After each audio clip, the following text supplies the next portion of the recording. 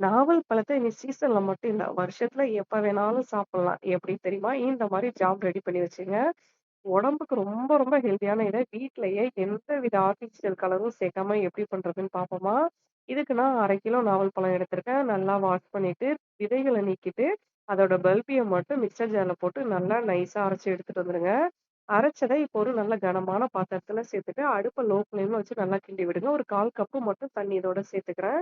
இது பண்ணும்போது கைவிடாம கிண்டிட்டே இருக்கணும். அதே மாரி அடுப்பும் நல்லா லோ ஃப்ளேம்ல இருக்கணும்.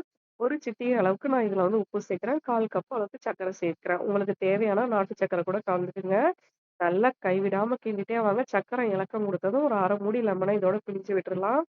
இந்த அளவுக்கு நல்லா கெட்டியாயிருச்சு.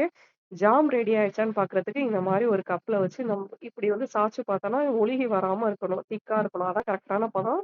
அடுப்ப ஆஃப் பண்ணிட்டு, இத ஆற வச்சு ஃப்ரிட்ஜ்ல ஸ்டோர் பண்ணிக்கங்க.